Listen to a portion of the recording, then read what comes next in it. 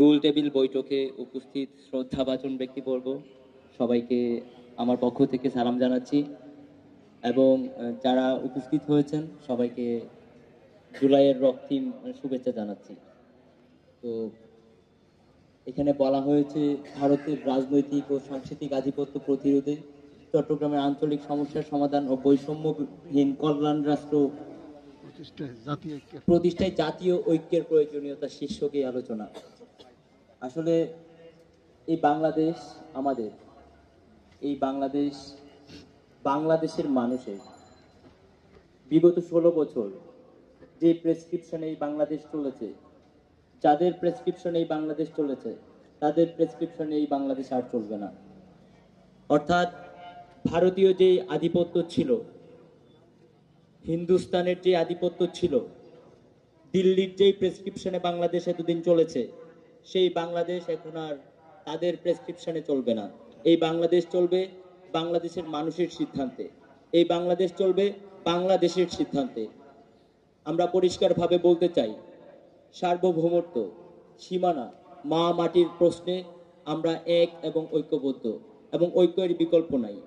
আপনারা দেখেছেন জুলাই অভ্যুত্থানে আমাদের হাজারো ভাই শহীদ হয়েছে, এখনো অনেকেই অসুস্থ অবস্থায় আছে, হসপিটালের বেডে অথবা বাসায় কাতরাচ্ছে। আমরা তাদের দ্রুত সুস্থতা কামনা করি।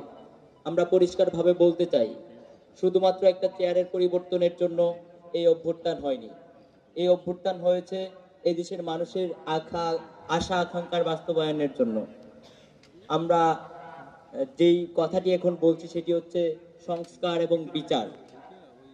ধরেন আপনার ছেলেকে বা আপনার সন্তানকে যদি কেউ হত্যা করে, যদি কেউ মেরে ফেলে, আপনি তাকে কি ছেড়ে দিবেন এভাবে? এটা কি আদৌ সম্ভব? আপনারা যারা রাজপথে ছিলেন আপনারা দেখেছেন আপনাদের কত সন্তানকে কুপিয়ে হত্যা করা হয়েছে, বুলেট বিদ্ধ করা হয়েছে, গুলি করে মেরে ফেলা হয়েছে। আমরা মনে করি যে 2000 পরিবার তাদের সন্তানদেরকে হারিয়েছে, শুধুমাত্র এই 2000 পরিবারই হারায়নি।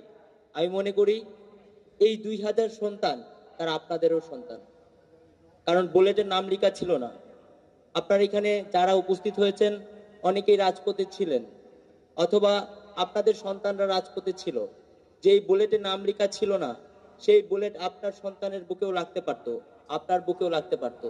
তাই আমরা মনে করি যারা শহীদ হয়েছে প্রত্যেকেই এই বাংলাদেশের সন্তান, এখানে যারা উপস্থিত হয়েছেন প্রত্যেকেই তাদের সন্তান। তাই আমরা পরিষ্কারভাবে বলতে চাই, আপনি যেমন আপনার সন্তান হত্যাকারীকে কখনো মাফ করবেন না।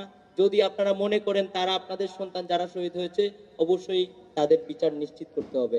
এবং বাংলাদেশকে যেই স্বপ্ন নিয়ে, যেই আশা আকাঙ্ক্ষা নিয়ে আপনাদের সন্তানরা রাজপথে নেমেছিল, সেই আশা আকাঙ্ক্ষার বাস্তবায়ন করতে আপনাদের গাইডলাইন আমাদের জন্য গুরুত্বপূর্ণ।